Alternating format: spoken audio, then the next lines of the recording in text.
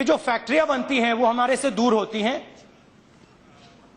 अगर हम डायरेक्टली अपना माल फैक्ट्री में बेच पाते तो जो बीच में से लोग पैसा ले जाते हैं बिचौले, उनको फायदा नहीं होगा और पूरा पैसा हमें मिलेगा।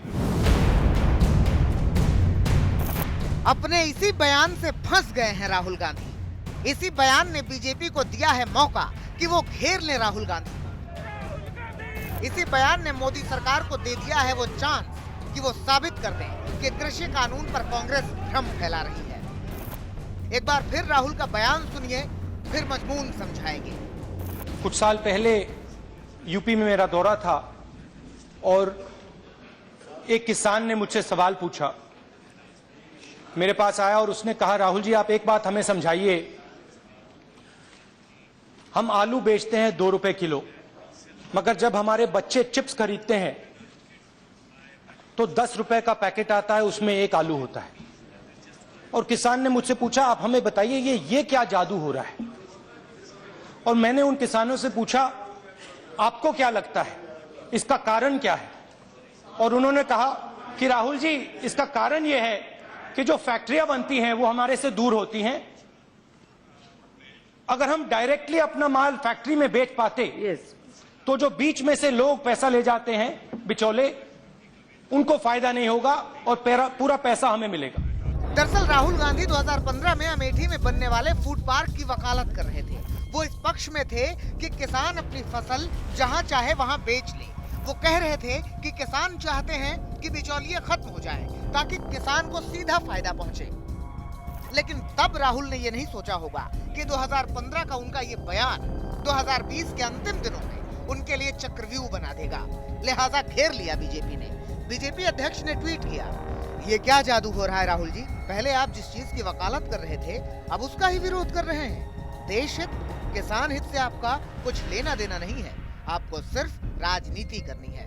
लेकिन आपका दुर्भाग्य है कि अब आपका पाखंड नहीं चलेगा। देश की जनता और किसान आपका दोहरा चरित्र जान चुके हैं।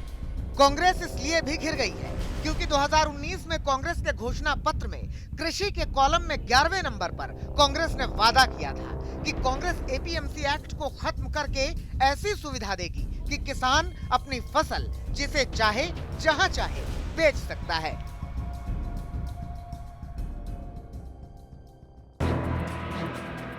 यानी कांग्रेस चाहती थी कि वो मंडियों को खत्म कर दे और किसान अपने मन से जहां चाहे वहां अपनी फसलें बेचे। लेकिन यहां सरकार कह रही है कृषि कानून से एपीएमसी खत्म नहीं होगी, कृषि कानून से एमएसपी भी खत्म नहीं होगी। और कांग्रेस बेवजह नाजायज विरोध करके किसानों को भ्रमित कर रही है। ये किस तरह की राजनीति कर रहे हैं जिसमें कोई तर्क नहीं, कोई तथ्य नहीं है, सिर्फ झूठे आरोप लगाओ, सिर्फ अफवाहें फैलाओ, हमारे किसानों को डरा दो और भले भोले किसान कभी कभी आपकी बातों में गुमराह हो जाते हैं। ये लोग लोकतंत्र के किसी पैमाने को, किसी पैरामीटर को मानने को तैयार नहीं है। कृषि मंत्री नरेंद्र सिंह तोमर ने भी विपक्ष पर यही आरोप लगाया था कि पहले समर्थन करते थे तो अब विरोध किस बात का। राहुल गांधी जो कुछ बोलते हैं उसको कांग्रेस भी गंभीरता से नहीं लेती। देश का तो सवाल ही नहीं उठता है। अगर राहुल गांधी को इतनी किसानों की चिंता थी तो जब उनकी सरकार थी तो सरकार के माध्यम से कुछ न कुछ किसानों के लिए कर सकते थे। राहुल गांधी के पुराने बयान से कांग्रेस बुरी तरह घिर गई है। बावजूद इसके राहुल गांधी किसानों के लिए ट्वीट कर रहे हैं। वो बार बार कह रहे हैं कि किसान टस से मस न हो।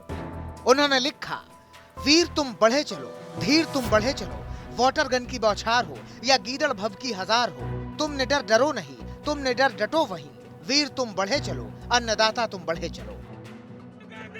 राहुल किसानों के हितैषी होने के लिए पूरा दमखम लगा रहे हैं, मगर उनके पुराने वादे और उनके पुराने बयानों ने पूरे दल को बैकफुट पर ला दिया है।